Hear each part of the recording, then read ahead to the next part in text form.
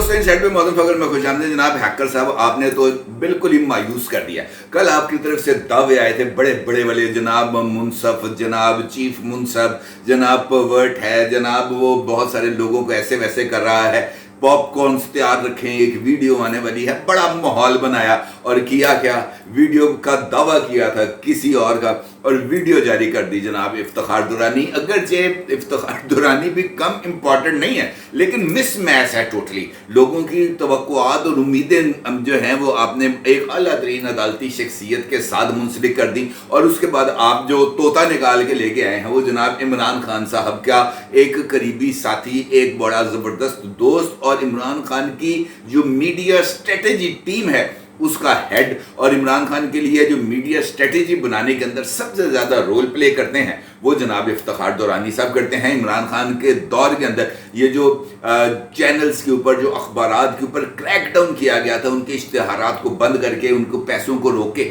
उसके अंदर भी वो जो हैं जनाब फवाद चौधरी साहब, उनका अपना रोल था। लेकिन ये जो साहब है इफ्तिखार दुरानी साहब, इनका रोल भी किसी से कम नहीं था। और अब जनाब ये पता चल गया है कि इफ्तिखार दुरानी साहब जो स्ट्रेटजीज बनाते थे वो स्ट्रेटजीज कैसे बनाते थे, और वो जो स्ट्रेटजीज के लिए जो उनको मवाद दस्तयाब होना चाहिए था वो कौन सा था, और वो किस तरीके से जो लोगों की आंखों में धूल झोंकते थे। अब ये तो सारी की सारी सिचुएशन खुल के सामने आ गई है और पता चल गया है कि वो लोग जो इस हवाले से मुख्तलिफ एतराज़ात करते थे, वो तमाम लोग, हम जैसे लोग जो खुली आंखों के साथ ज़मान पार्क में होने वाले मनाजर को देखते थे और ये बात का इजहार करते थे कि इमरान खान साहब के इर्द गिर्द जो लोग मौजूद हैं वो किस कदर घटिया हैं, किस कदर पस्त ज़हनियत से ताल्लुक़ रखते हैं और किस तरीके से कॉम्प्रोमाइज्ड हैं और सेक्चुअली बहुत ज़्यादा हद तक जिसे हम कह सकते हैं कि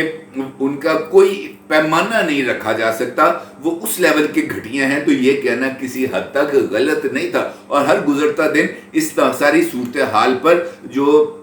मोरे तस्दीक है वो सख्त कर रहे हैं। और मौजूदा केस के अंदर, यानी इफ्तिखार दुरानी के केस के अंदर, ये वो शख्स है जो PhD है, और ये जो मीडिया कम्युनिकेशंस के अंदर ये बंदा PhD है। और जिस खातून के साथ, मैं जानबूझकर उनका नाम नहीं ले रहा, अलबत्ता सोशल मीडिया पर आपने ये वीडियोस भी देखी है और उस खातून का नाम भी आपने यकीनी तौर पर देखा है। अब इस खातून को ये साहब जो हैं ये खुले बंदों के अंदर, ज़मान पार्क हो या बनी गाला हो या मीडिया स्ट्रेटेजी टीम का इजलास हो, वहाँ पर मीटिंग्स हो, वहाँ पर इन खातून को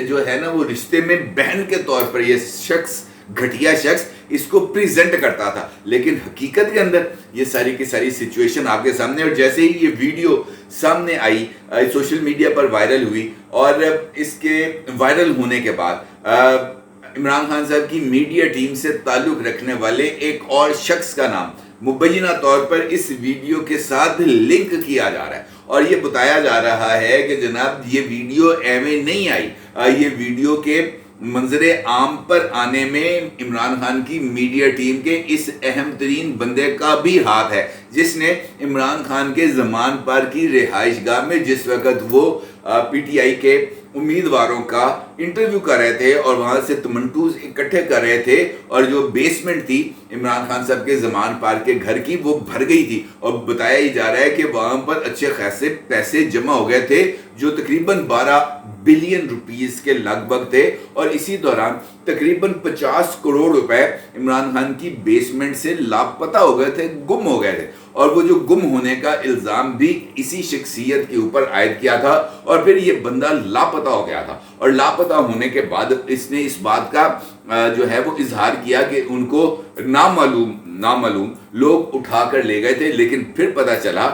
जो करीबी लोग थे कि जनाब ये लापता नहीं हुआ था, ये वो 50 करोड़ रुपए किसी ठिकाने पे लगाने के लिए गया था। लेकिन चूंकि इस बात को ये इस हद तक तो दुरुस्त तस्लीम किया जा सकता है कि इमरान खान के साथ मौजूद हर तीसरा शख्स किसी न किसी मामले में कॉम्प्रोमाइज्ड है, और ये बात भी सामने आ रही है। और उस शख्सियत का नाम यकीनी तौर पर आप सब जानते हैं, उसका नाम है अजहर मशवानी। मुबैना तौर पर ये मैं जिक्र कर रहा हूँ कि मुझे ये बताया गया है कि ये जो वीडियो है ये अजहर मशवानी के मोबाइल फ़ोन से बरामद हुई है, और ये मोबाइल फ़ोन भी उनके पास उस वक्त था जब वो मुबैना तौर पर नामालूम अफराद के पास था, और उसके मोबाइल से ये चीज़ निकली है। अगरचे मैं इस बात को तस्लीम नहीं करता कि अजहर मिशवानी को कभी भी नामालूम अफराद ने अपने पास रखा हो, लेकिन मैं इस बात को तस्लीम करने पर खुद को आमादा करार पाता हूँ कि अजहर मिशवानी या बहुत सारे और लोग PTI के वो लोगों के साथ राब्ते में हैं, उनकी बुक्स में रहना चाहते हैं, और वो ये चाहते हैं कि ये जो इतलात का तबादला है, ये जो ऑडियो वीडियोस के आने जाने का ताल्लुक है, ये जो ऑडियो वीडियोस की इंपोर्ट एक्सपोर्ट है, ये जारी रहे। अब दूसरी जानिब एक तो बताया सजी गया आ गया खबी, लेकिन अगर आप टाइमिंग्स को देखें तो ये टाइमिंग भी बहुत ही ज़्यादा ट्रिकी है, क्योंकि जिस वक्त ये जो वीडियो है या जिस दिन ये वीडियो जो है मंजर आम पर आई है, उस वक्त सुप्रीम कोर्ट ऑफ पाकिस्तान में मोहतरम चीफ जस्टिस जनाब उमर अताब बंदयाल की सरबराही में एक 5 रुकनी बेंच भी ऐसी ही मशकूक ट्रांजैक्शंस, मैं इसको ट्रांजैक्शंस का लफ्ज़ जानबूझ के इस्तेमाल कर रहा हूँ, है तो ये लीक्स, लेकिन ये ट्रांजैक्शंस पैगाम देने के लिए इस्तेमाल हुई हैं। ये जो क्रेडिट हुआ है इनका ऑडियो वीडियोस का, ये सिर्फ और सिर्फ पैगाम देने के लिए है कि जनाब ये जो चीज़ें आपके पास मौजूद हैं, ये जो मामलात को देखा जा रहा है, ये जो चीज़ें इस वक्त ज़ेरे बहस हैं, इनके ऊपर ज़रा एहतियात से काम लीजिएगा। लेकिन एहतियात कैसे की जा सकती है? मुमकिन ही नहीं है, क्योंकि जब फरीक एक दूसरे के आमने सामने आए और बिल्कुल ओपनली एक दूसरे के सामने आमने खड़े हों, अब बतौर दोस्त नहीं, बतौर मुखालफ और दुश्मन एक दूसरे के आमने सामने खड़े हों, तब ऐसी सिचुएशंस के अंदर जो जिसे हम कह सकते हैं कोई रख रखाव या एक दूसरे का पास रखना, एक दूसरे का मान रखना, ये दोनों चीज़ें ही मुमकिन नहीं रहती, दोनों चीज़ें ही आउट ऑफ प्रपोर्शन हो जाती हैं। लिहाजा अगर हमने इस वीडियो लीक का जायज़ा लेना है तो फिर हमें जो आज की समात का जायज़ा ले तो आपको 2 चीज़ें बड़ी क्लैरिटी के साथ नज़र आएंगी कि असल गुस्सा क्या था और उस गुस्से का इजहार कैसे किया गया। अब गुस्सा ये नहीं है कि जनाब जस्टिस काजी फायज ईसा साहब ये ऑडियो लीक्स देख रहे हैं, गुस्सा इस मामले का है कि जनाब मेरे को तुसी पूछिया ही नहीं, मेरे को पूछे बगैर ही तुसी जनाब जज्जा दा तकर्रर करता। ये है वो बुनियादी मकसद। और इस ऑडियो लीक्स के अंदर जिस वक्त अटॉर्नी जनरल ऑफ पाकिस्तान ने इसी नुक्ते को उठाया कि जनाब आप तो इस सारे के सारे मामले में खुद एक फरीक हैं, क्योंकि ये जो ऑडियोज सामने आई थी इनका ताल्लुक आपकी सास से है, तो आपको पता है इस पर जवाब क्या मिला? उस पर जवाब ये मिला कि मुझे पता था कि आप ये नुक्ता ज़रूर उठाएंगे और मैं इस मर्तबा घर से तैयारी करके आया था, मैं आपके इस सवाल का जवाब दूंगा। और जवाब क्या था कि जनाब आप तो बड़े अच्छे आदमी हैं, आपको इस मामलात को इस तरीके से नहीं देखना चाहिए, इस पर बात करेंगे लेकिन इससे आगे बढ़ते हैं, यानी इसके ऊपर मिट्टी डालें, इस नुक्ते पर ज़रा सी बात नहीं होगी, आगे चलते हैं और फिर देखते हैं। और जब समात कॉन्क्लूड की गई तो क्लैरिटी से ये बात बता दी गई कि जनाब हमने एक दिन के अंदर फौरी इंसाफ के तमाम तर तकाज़ों को पूरा कर दिया है, लिहाजा आज किसी भी वक्त या कल किसी भी वक्त ये जो फैसला है इन ऑडियो लीक्स के ऊपर ये जारी कर दिया जाएगा और कोई मुनासिब जो है ना फैसला वो सामने लाया जाएगा। इसी तरीके से जो दूसरा नुक्ता आया सामने वो ऑडियो लीक्स के ऊपर आया कि जब ये जो सवाल उठाया मोअज़्ज़ज़ जज साहब ने यानी उमर अताब बंदयाल साहब ने, और उन्होंने कहा कि जनाब ये आप हमसे पूछे बगैर किसी भी जज को कैसे किसी कमीशन में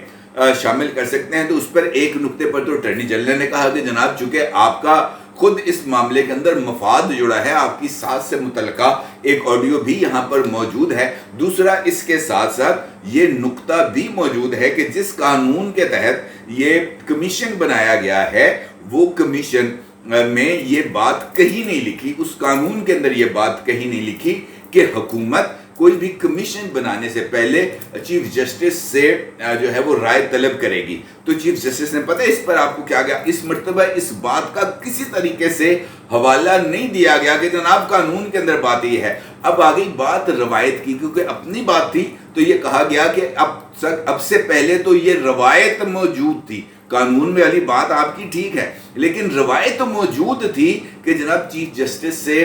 جو ہے وہ رابطہ کیا جاتا ہے، آپ نے اس روایت کی خلاف ورزی کی ہے۔ اندازہ کریں آپ، یعنی جب معاملہ اپنا ہے تب روایات بھی مقدس ہو گئی، لیکن جب معاملہ کسی دوسرے کا ہے تو اس قانون کو اس طریقے سے انٹرپریٹ کر دیا جاتا ہے، اس کی اس طریقے سے تشریح کر دی جاتی ہے جیسے آئین کو اثر نو ری رائٹ کر دیا جائے۔ آرٹیکل 63A پر صدارتی ریفرنس پہ جناب بینچ کی، سپریم کورٹ کے فاضل بینچ کی، جس کو ہیڈ بھی عمر عطا بندیال صاحب کر رہے تھے، اس کی تشریح اپنی مثال آپ ہے، اور اس کے ذریعے یہ تاثر دیا جا سکتا ہے کہ جناب فاضل بینچ نے اس وقت یہ آئین کی اثر نو تحریر کیا گیا، کم از کم اس شک کی تشریح نے کسی بھی حکومت کے لیے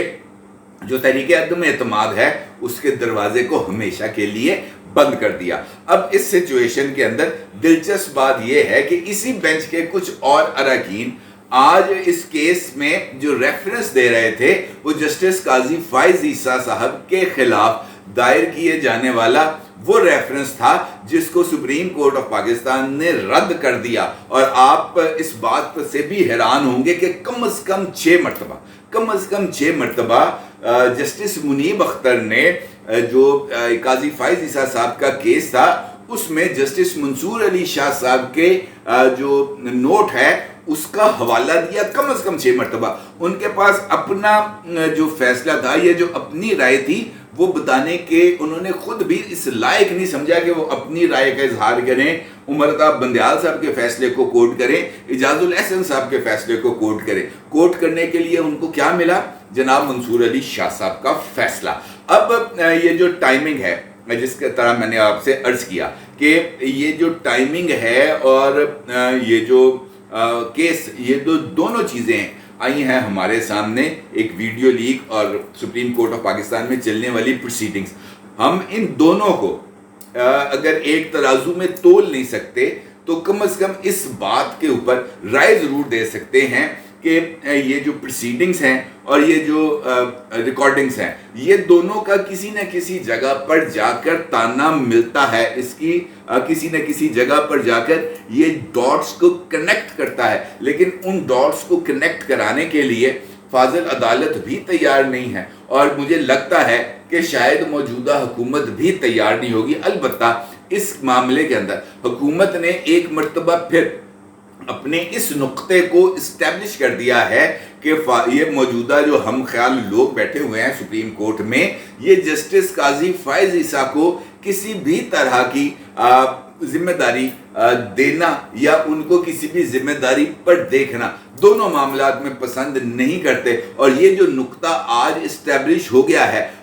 یہ نقطہ حکومت کے لیے اور جسٹس قاضی فائز عیسیٰ کے لیے اور ہم خیال بینچز کے لیے، دونوں کے لیے ایک سوچنے کا مقام ہے، کیونکہ یہ جو جسٹس قاضی فائز عیسیٰ صاحب والا معاملہ ہے، حکومت اس معاملے میں اپنے آپ کو درست پورٹرے کرے گی، اور یہ جو اختلافی یا ہم خیال لوگ ہیں ان کو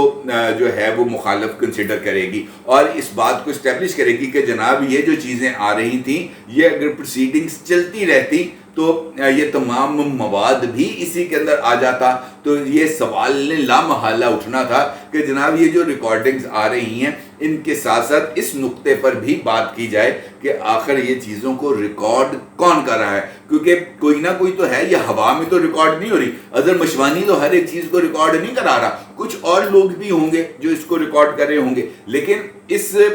کھرے پر چلتے ہوئے آپ اس مقام تک پہنچ سکتے تھے جہاں پر آپ ان چیزوں کو آئیڈینٹیفائی کر سکتے بلیک اینڈ وائٹ میں۔ لیکن اگر آج یہ جو فیصلہ دیں گے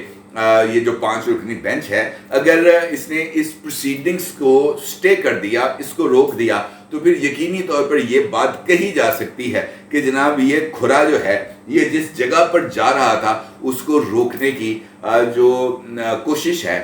وہ ہی اصل میں اس برائی کی جڑ ہے۔ لیکن چونکہ اس کے ساتھ ساتھ بہت ساری چیزیں جڑی ہوئی ہیں اور اس کے ساتھ جا کر لنک کرے گا آرٹیکل 245